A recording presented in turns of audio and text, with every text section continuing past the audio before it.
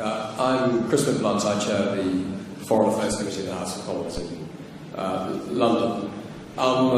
Foreign Minister, I hate to raise another elephant in the room, but both you and the Prime Minister of Iraq, and indeed His Majesty King Abdullah before, all talked about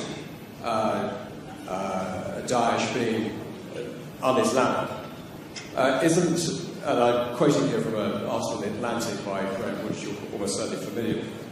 The reality is that the Islamic State is Islamic, very Islamic. Yes, it has attracted psychopaths and adventure seekers drawn largely from the disaffected populations of the Middle East and Europe, but the religion preached by its most ardent followers derives from coherent and even learned interpretations of Islam. And the article obviously goes on to advise us to base our strategy on countering Daesh with that understanding at its heart, and I invite you to comment on that. Every religion has perverts and psychopaths who try to hijack it. ISIS is as much Islamic as the KKK is Christian. Don't they have a cross? Don't they do everything in the name of religion and Christ?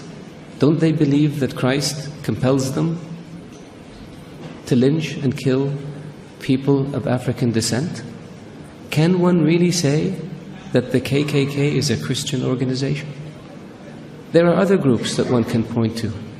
There are other massacres that were committed in the name of keeping certain countries or regions clear of non-Christians.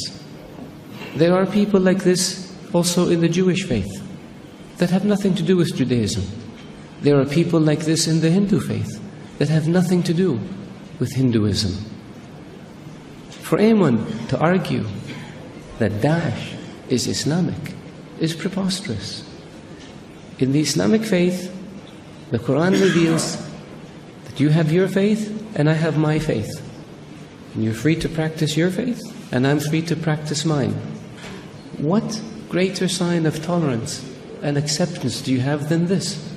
In the Islamic faith it says, he who kills an innocent soul is as if he has killed all of humanity.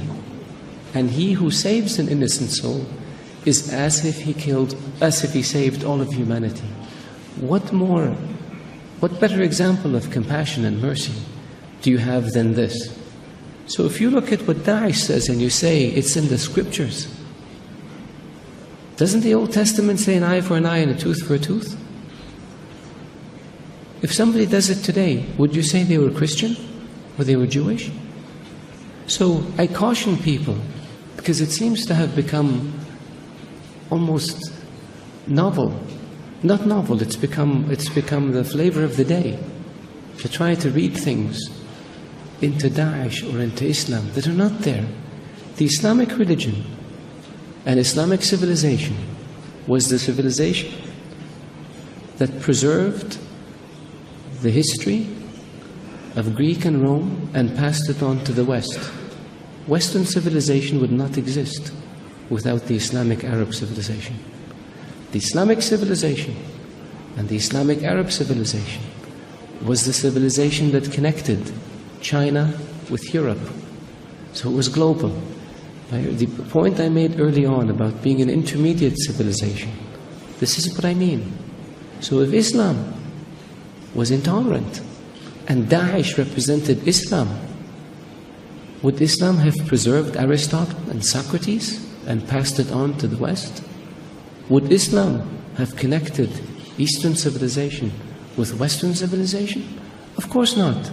So I urge you, all of you, to be careful when it comes to making generalizations or to accepting generalizations that have no basis in fact.